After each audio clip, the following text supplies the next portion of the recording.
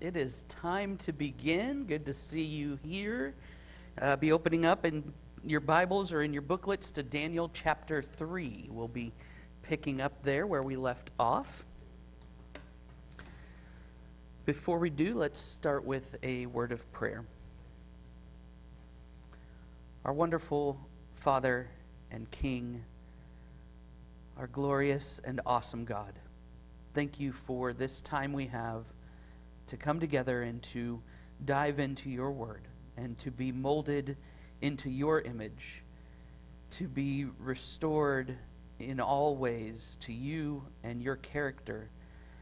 God, as we look at the kings of this earth in the book of Daniel and we see how Daniel and your servants come to worship you and you alone in the midst of trials, help us to be encouraged to do the same, that we would stand against the foe, that we would go against the world so that we could prove our loyalty to you. Father, thank you for all that you have recorded in Scripture, that we can not only know you but find comfort in the hope that awaits. Help us to see all of that as we study your word each and every day. This we pray in your Son, our Savior's name. Amen. All right, so we are in Daniel chapter 3. Daniel chapter 3. You'll remember last week we got introduced to the image that Nebuchadnezzar makes. And we had a couple images just to kind of remind ourselves this could be something it looked like. We don't have much detail on the image, though. So some form of a golden statue that in modern times would have likely cost upwards of $100 billion to build. Right? So this is a big undertaking, but it makes sense. Babylon was rich. Babylon had a wonderful and flourishing kingdom under Nebuchadnezzar. But there were a few more things that we can address in verses 1 through 7. So I'll read that briefly, and then we'll take a moment and discuss it. Chapter 3. King Nebuchadnezzar made an image of gold whose height was 60 cubits, and its breadth 6 cubits. He set it up on the plain of Dura in the province of Babylon. Then King Nebuchadnezzar sent to gather the satraps, the prefects, and the governors, the counselors, the treasurers, the justices, the magistrates, and all the officials of the provinces to come to the dedication of the image that King Nebuchadnezzar had set up. Then the satraps, the prefects, and the governors, the counselors, the treasurers, the justices, the magistrates, and all the officials of the provinces gathered for the dedication of the image that King Nebuchadnezzar had set up. And they stood before the image that Nebuchadnezzar had set up, and the herald proclaimed aloud, "You are commanded, O peoples, nations, and languages, that when you hear the sound of the horn, pipe, lyre, trigon, harp, bagpipe, and every kind of music, you are to fall down and worship the golden image that King Nebuchadnezzar has set up. And whoever does not fall down and worship shall immediately be cast into a burning fiery furnace. Therefore, as soon as all the peoples heard the sound of the horn, pipe, lyre, trigon, harp, bagpipe, and every kind of music, all the peoples, nations, and languages fell down and worshipped the golden image that King Nebuchadnezzar had set up." All right, since we did look at this last week, I'll give you just 30 seconds to kind of gather your thoughts, and then we'll talk about it.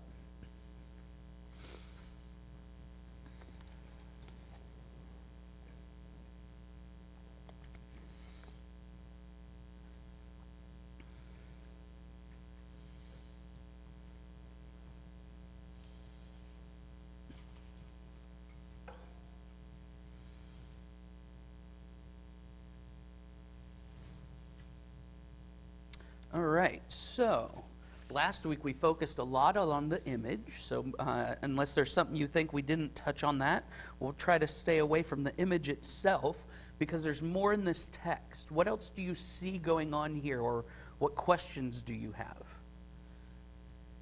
Do I have a microphone runner? I do not.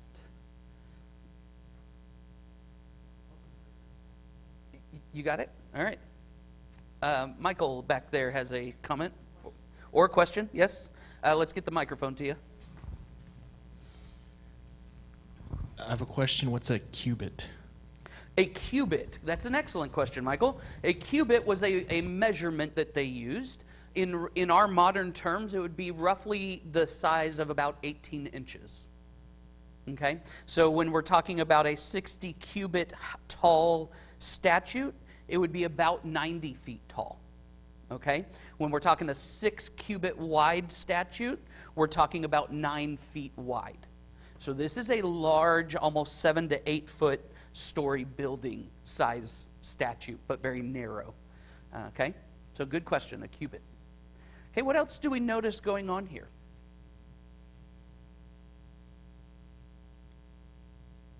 What is the king attempting to do? Dave has a comment there for us.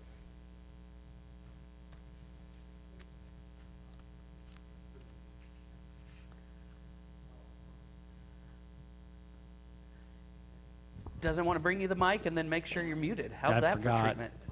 At least from my view, that he's trying to force them to worship. Okay. And that is the huge problem, because it's just what's the word I'm looking for? Acquiescing to him. Sure. It means nothing. And the thing too is that Daniel and these guys, they weren't going to have it. It's just because they knew better. Yeah. And when you look at how people view God, what's one of the things they don't want? A God who forces them to do things. And you bring out a good point. The king is trying to force and push everyone to do the thing he wants them to do. And in this case, worship an idol, right? We've got Tom and then Gary. Dave made me think of the difference here in the why you're worshiping. So in this case, he's having them worship out of fear. There's two different ways of authority. So in this case, it's authority based on fear, whereas true worship is based on love. Yeah. So we have here that that forcing is done in fear, not a drawing closer and a desiring to have them worship because they want to or see a value in doing so. Good. Gary had a comment, and then Ida. That's a very strong motivation that he's given the people. Absolutely. And I can actually picture some people acting, they'll say to themselves, I'll just act like, I'll go ahead and bow down, but I don't really believe in the idol. Good. I can picture that compromise. Yeah. I'll bow so that I don't have to face the fiery furnace, but I don't actually mean it. Right. I'm not actually going to worship. I'll just make the king happy. But of course, a lot of these people had come out of idol worship, so yeah, I mean, what their conscience was, but certainly, and we certainly see the challenge that arises when you only come to worship because of fear. Right? That is something that a lot of people struggle with even today. If they were brought to Christianity or to their faith out of fear of being cast into hell, or a fear of being cast out by their family, or a fear of something, it is not a solid foundation for coming and worshiping anything or anyone. You said the key word, only fear, because the true God can be feared, should be feared. Good. Ida has something here. She's been throwing her hand up a few times. Can I reference a book that wasn't written at the time of Daniel? Probably not, but go ahead. Okay. So this whole scene, I can't help but think of Revelation 4 and 5 and the throne room. And I think it's totally significant. We've been jumping around and talking about this, and that's why I wanted to talk before anybody else did. But Nebuchadnezzar had this kingdom and this power because he slew people, and it was at the cost of their blood. But the Lamb is worthy to open the scroll.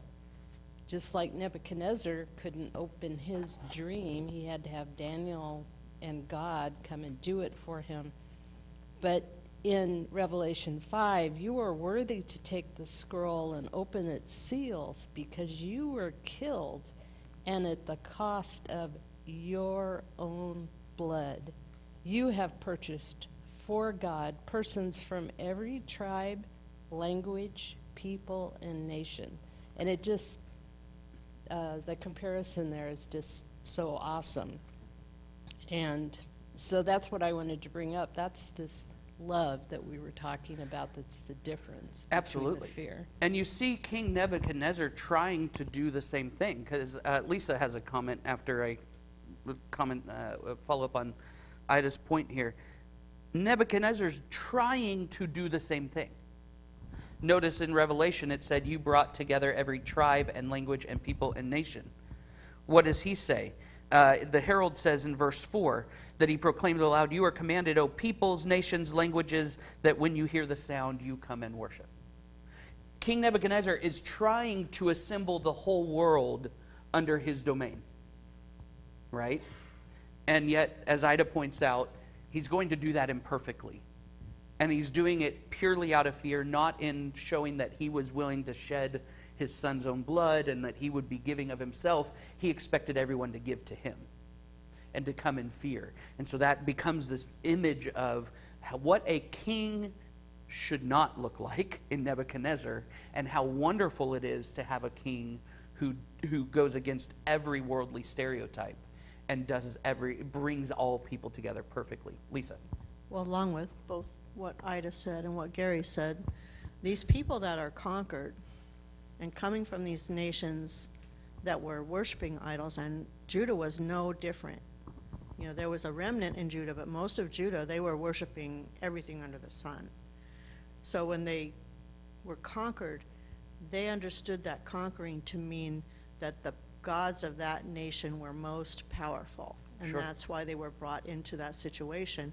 So for them, it was not an unusual, to me, it wouldn't seem like an unusual thing to worship the God of the nation that conquered you, because their gods would be greater than your gods. So And certainly the pressure would be great when Right. they work so hard to pull you in to assimilate with them, as we saw in Daniel chapter 1. Here, eat of the king's food, eat of all the... Like, they make it enticing on the front end, but then now we're here and he's operating out of fear, right? And forcing them, and it would still be very tempting to succumb to that, to submit to that, okay? What else do we see? Aaron had a thought here.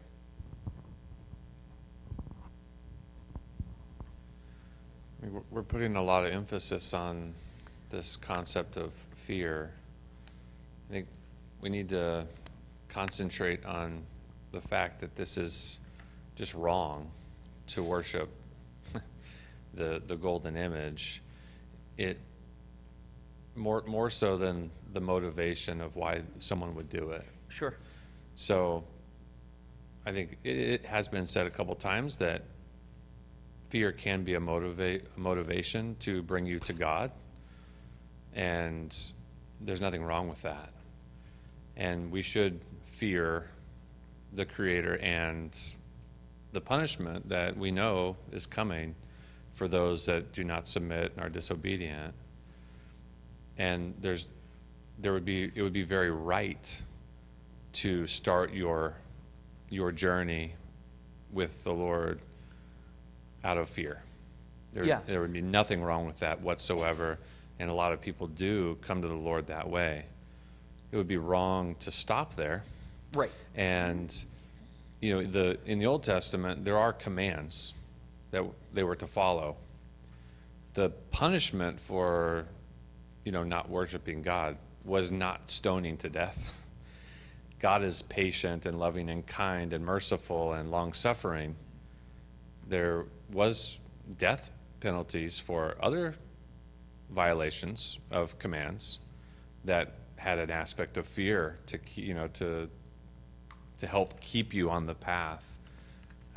but also those were for your good. It was still couched in love. So the problem here is that they're being told to do something that should not be done. Yeah, you have a duality. You have that they're being told to do something they shouldn't do, but also you see a king who's not acting in a welcoming and he's trying to bring everyone together and say, hey, we're a big happy family, but he's doing it in a very twisted way, right? And so we're seeing that pressure already on the scene before even anyone shows up, anyone else is on scene, right? We have this, we're getting the image of the king, and he builds this statue 60 cubits high, 6 cubits wide. And he is setting this up. It's humanity on display, right? This is what humanity and having power or leadership does if it's not tempered with righteousness and the character of God. Scott.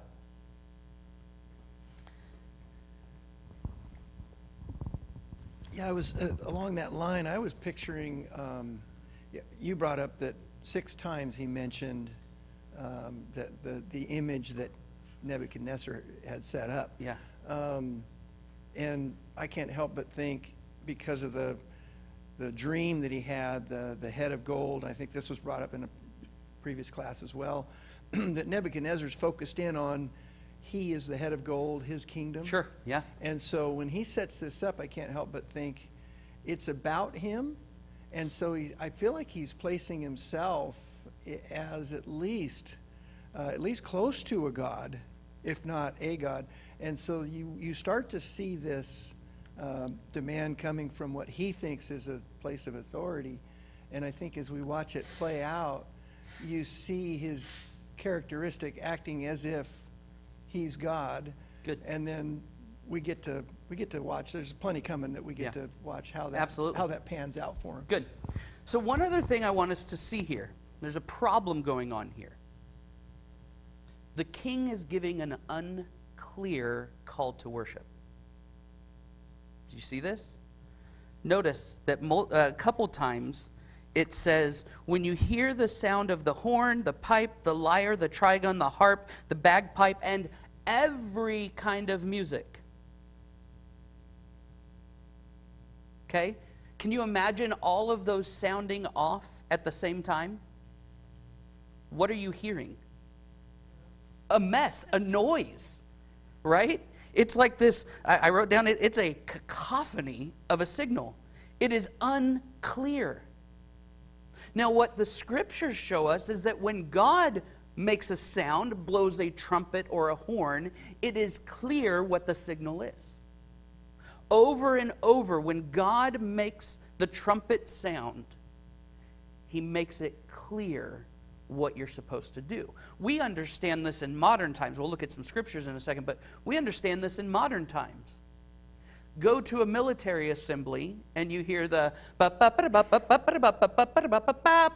they know exactly what to do. And there's a different sound for assembling of the troops versus cleanup versus going to battle versus falling back. There's sounds that told them exactly what to do. And yet the king here is going, when you hear this noise, come and worship. Well, what sound are we listening for? Oh, when you hear everything. It's unclear. Scriptures, like I said, you could go to Judges 3 and verse 27, and there a trumpet sound is indicated to summon the people. And there's a specific sound they would have listened for. It doesn't describe the sound, but there is a single instrument sounding off, and they are to be summoned. Judges 7 and verse 27, just a few chapters later, they have a sound to scare the enemy away. It's a specific sound. 1 Samuel chapter 13 and verse 3, it's a victory trumpet. There was a sound to let you know that we have won the victory, so that you don't have to fight anymore. You've already won.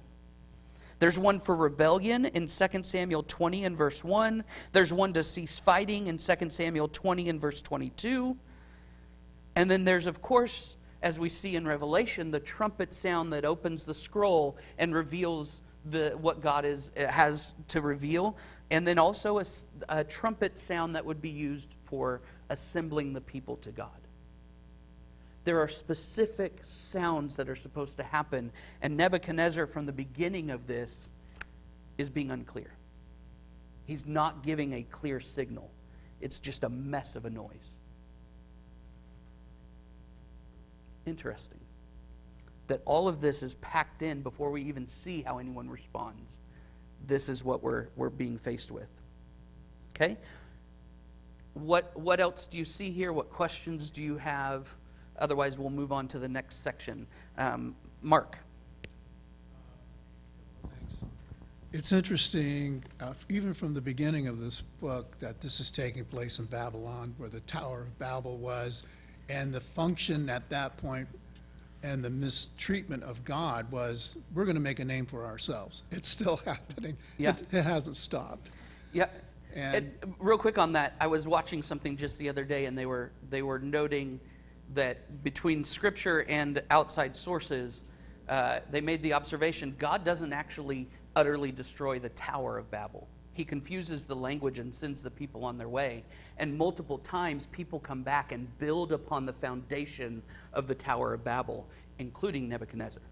He tries to then build on top of that and make his own kingdom and show his own power. So I think, to your point, Mark, it's fascinating that we have this same location is becoming a place of confusion again. yeah, and This time at a king's hand. it's when I look at it, it's the sanctification of God in the eyes of the people who don't even know who God is. This kind of goes back to what Ida was saying about the scene in Revelation. It's everybody is going to see this. It's really a magnificent thought in my mind. Also, I think it's important to know that a lot of this is written in Chaldean. This is not Aramaic, it's not a Hebrew writing. Yeah, it's in Aramaic, and we talked about that from the beginning, as this all becomes assigned to all nations at that point, because it's the language that would have been used for diplomatic purposes to unify the nations or make conversations between the nations. And so here, all these images are written not just to the Jewish heritage, but also to all nations. And yet, you see what happens when the world is unclear what they're looking for. When the world is unclear how to determine truth versus something that is false or something that is wicked, when they hear the mess of the noise, what do? Well, that's impressive. We're going to bow down and worship. Out of fear, out of awe of this cacophony of sound, it's the most impressive, loud sound they've ever heard. But who knows? But the people bow down. And that sets us up then to move on in verse 8 to see what happens as a result. Because it would seem like King Nebuchadnezzar got his way if you just read the first 7 verses. But verse 8 opens up, "Therefore at that time certain Chaldeans came forward and maliciously accused the Jews. They declared to King Nebuchadnezzar, 'O king, live forever. You, O king, have made a decree that every man who hears the sound of the horn, pipe, lyre, trigon, harp, bagpipe, and every kind of music shall fall down and worship the golden image. And whoever does not fall down and worship shall be cast into a burning fiery furnace. There are certain Jews whom you have appointed over the affairs of the province of Babylon, Shadrach, Meshach, and Abednego. These men, O king, pay no attention to you. They do not serve your gods or worship the golden image that you have set up.' King Nebuchadnezzar, in furious rage, commanded that Shadrach, Meshach, and Abednego be brought. So they brought these men before the king." We'll stop there. Take a moment and mark that up, and then we'll talk.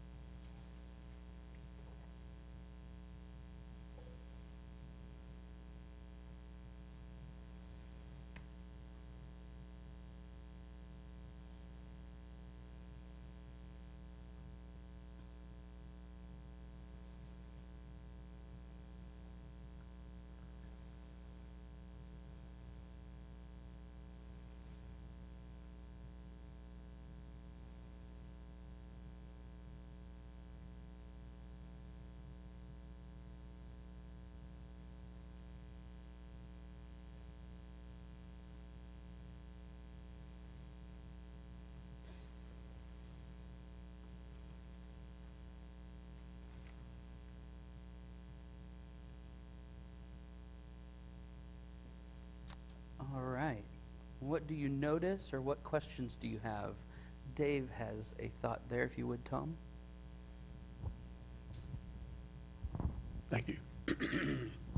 I have several, actually. Let's start with one. Okay, well, See then where it's- that takes us. Okay. Interesting thing a couple things that are interesting. The Chaldeans, I believe, didn't like the fact that they had these Jews here in his court. Secondly, they ended up,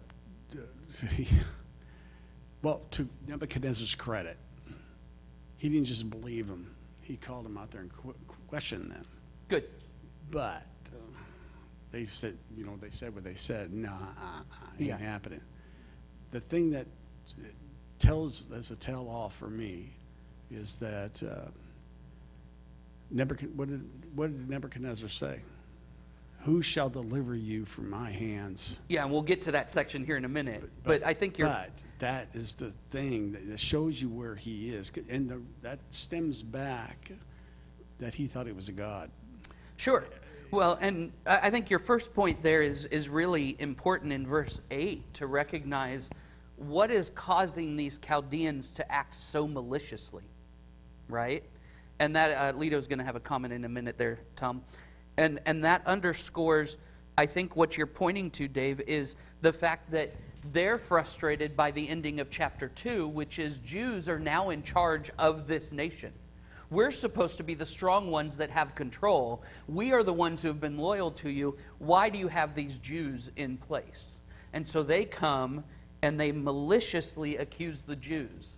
That word maliciously means seeking to devour. It is an aggressive term. It is not just we're trying to be sly. They intentionally want these people to die. They want them gone. This is hatred at its core, right? And so you bring, that's a great point, Dave, that they are acting maliciously because they don't like the Jews being in charge. Lito.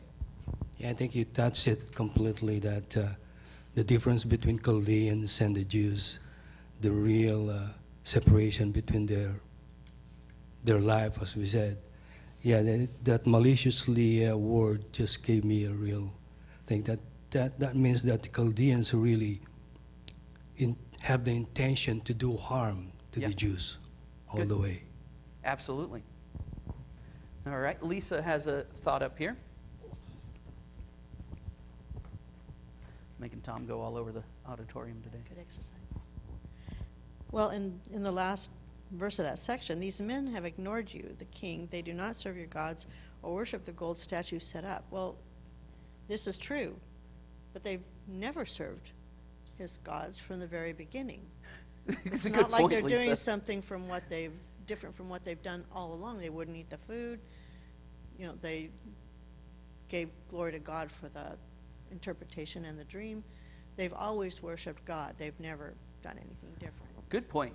Yeah, and Nebuchadnezzar has had a front row seat to the power of serving their God, not his own gods, right? Well, Shadrach, Meshach, and Abednego and Daniel all have proven already the power of God that they serve. Mark and then Scott. I think it's interesting just to look at the character of the king himself and how this power has just made, he's so immature. I guess is one way of saying it. I don't. Yeah. It's just he is so easily enraged. He so easily goes off the deep. He really does consider himself equal with God, I think, and he's easily manipulated because of it. Just throughout this whole thing. Yeah, it's almost as if Nebuchadnezzar has amnesia, right? Like it's like he's forgotten everything that's come before. And it seems a bit ridiculous that they have to sit there and go, hey, king, you made an edict. But maybe they knew. Maybe they knew that the king never remembered what he had already done. And he just moved on. And in the moment, whatever happened.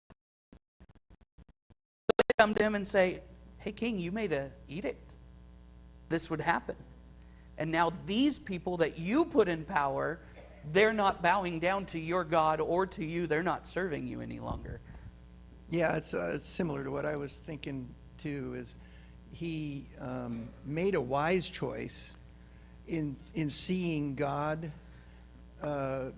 be evident in these people's lives and the ability to interpret the dream and all of that stuff. So he sees real wisdom and he puts that in place and in power.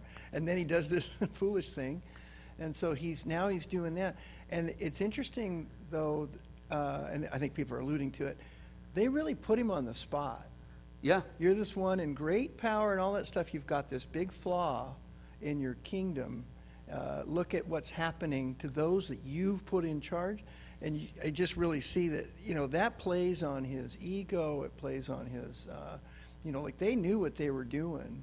And they put him in such a spot and you see his reaction.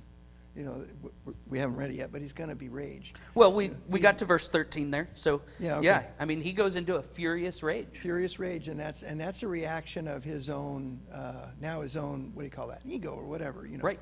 And we see, make your way to Aaron and then to Jai.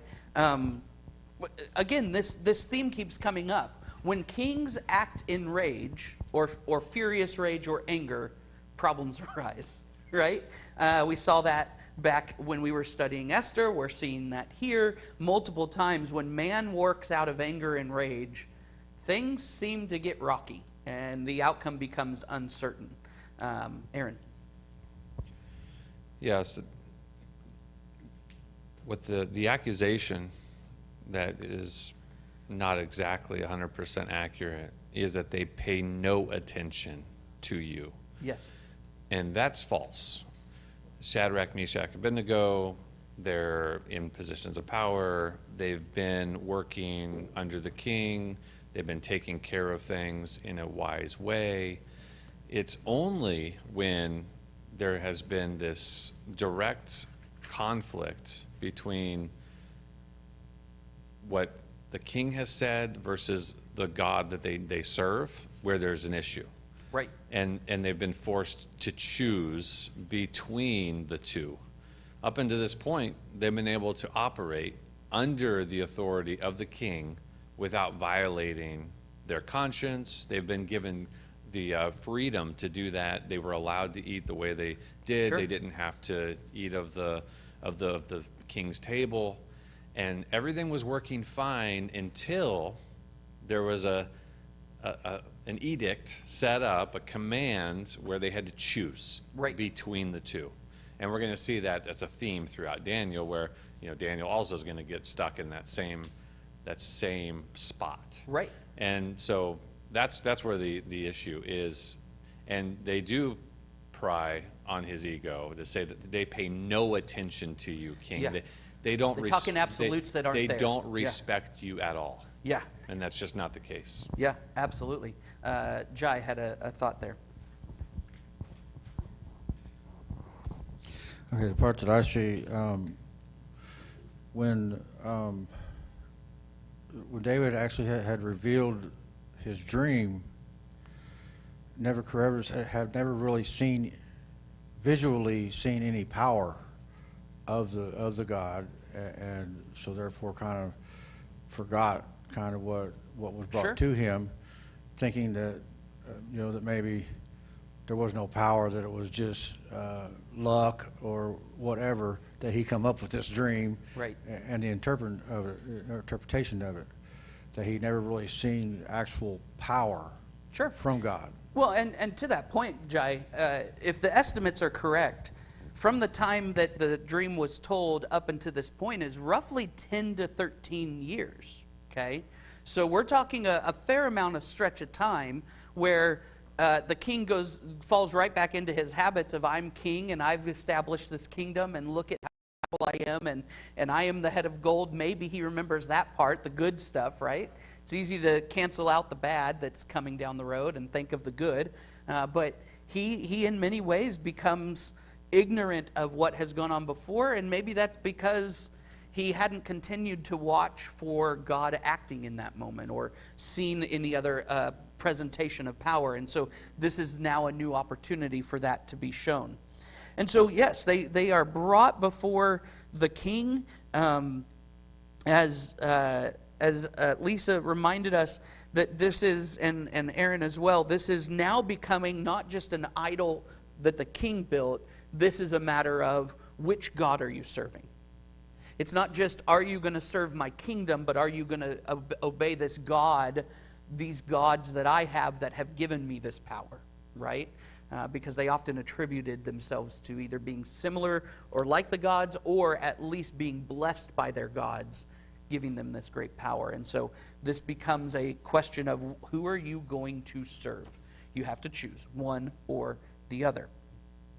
All right, so going on then in verse 13, I think we have just, or verse 14 then, we have just enough time to get some more done here. Having brought these men before the king, Nebuchadnezzar answered and said to them, "Is it true, O Shadrach, Meshach, and Abednego, that you do not serve my gods or worship the golden image that I have set up? Now if you are ready, when you hear the sound of the horn, pipe, lyre, trigon, harp, bagpipe, and every kind of music, to fall down and worship the image that I have made, well and good. But if you do not worship, you shall immediately be cast into a burning, fiery furnace. And who is the God who will deliver you out of my hands?" Shadrach, Meshach, and Abednego answered and said to the king, "O Nebuchadnezzar, we have no need to answer you in this matter. If this be so, our God, whom we serve, is able to deliver us from the burning fiery furnace, and he will deliver us out of your hand. But if not, be known to you, O king, that we will not serve your gods or worship the golden image that you have set." Take a moment to think about that, mark it up, get your questions. We'll get a little bit of discussion going in a moment.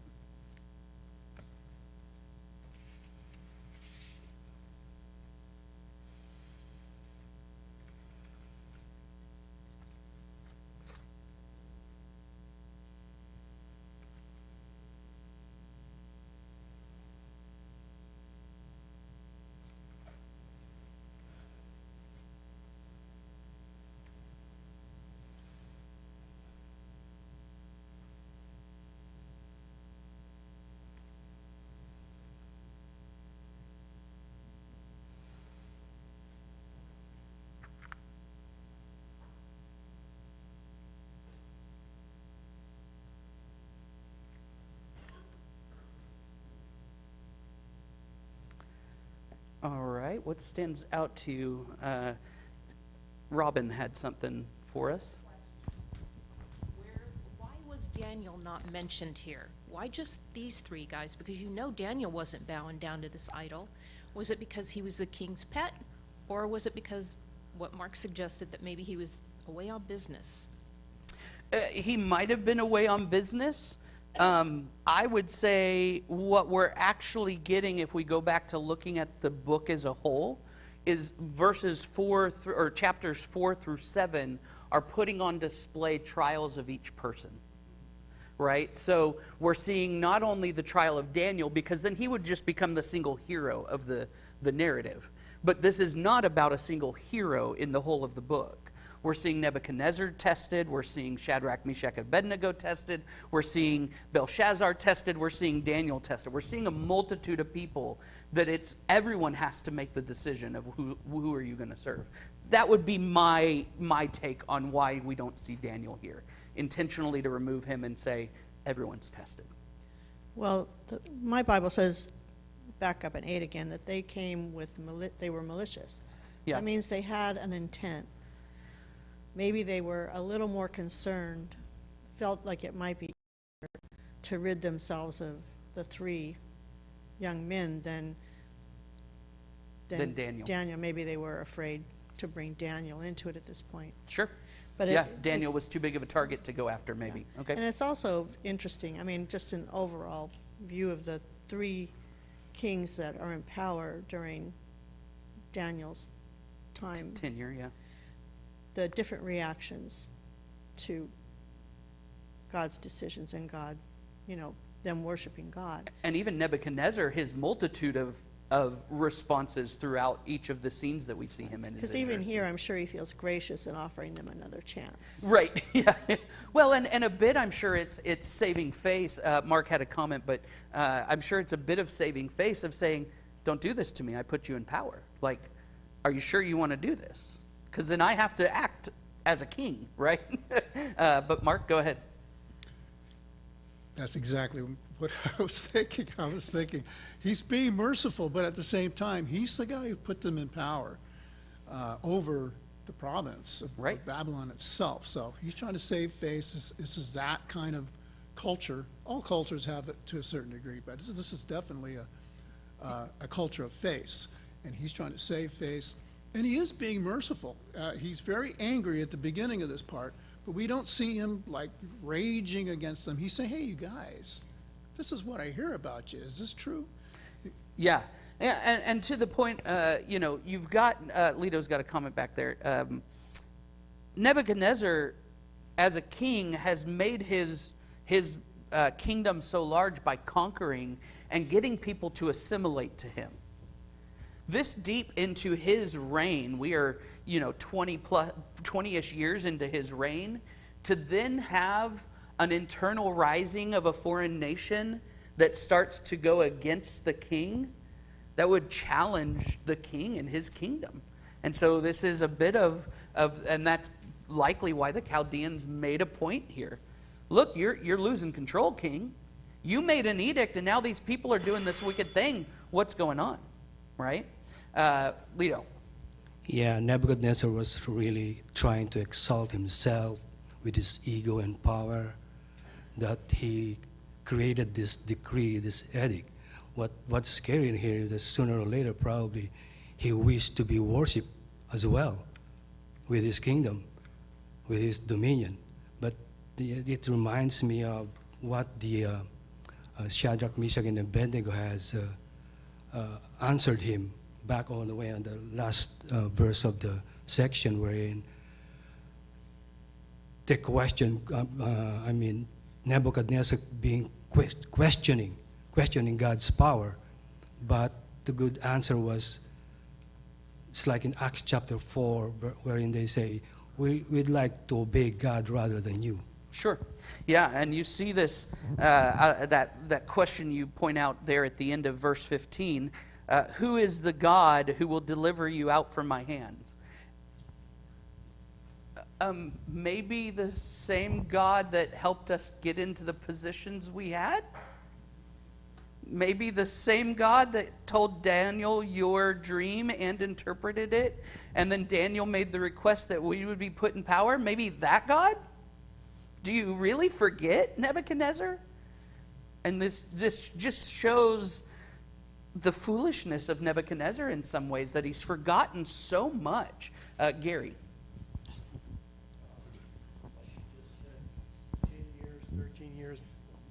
10 years or 13 years before, he said, "Truly, your God is God of gods and Lord of kings." Oh, yeah, back when he was responding to Daniel interpreting the dream. Yes, absolutely. Yeah, you just see this whole chapter standing in contrast to what Nebuchadnezzar himself had stated back in chapter 2, and it's incredible. Dave, and then Gary again if we have time there. Yeah, I misquoted earlier. Okay. He didn't say who's the God that's going to save you. He said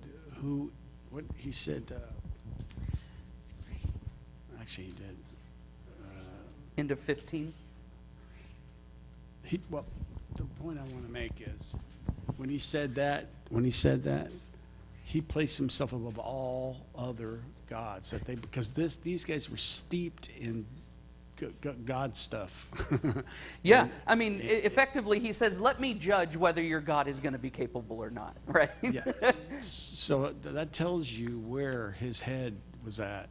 Absolutely. And how dare you question me? Absolutely. Yeah. Gary?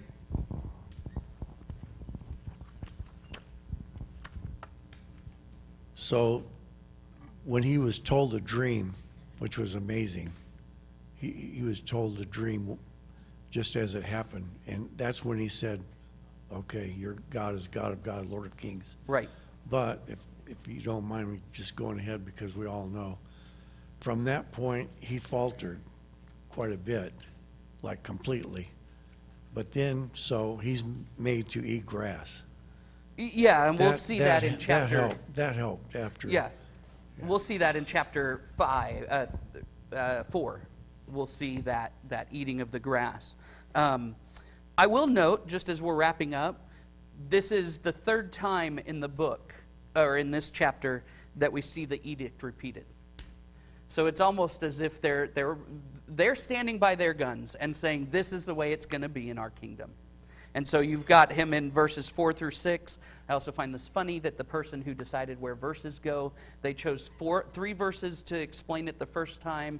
Then in verses 10 and 11, 2 verses, they explain it the second time. And he finally got to this third telling, and he goes, all one verse. I'm not making anything of it. I just find it comical. So, but here we have the third time that we repeat this edict. And so this language is imprinted in our brains so that when we get to the end of the chapter, we're going to see the edict language again, but it's a little bit different. Okay? So, we'll continue there when we come back together next week. Thank you for your comments and attention, and we'll take a quick break and then into our services.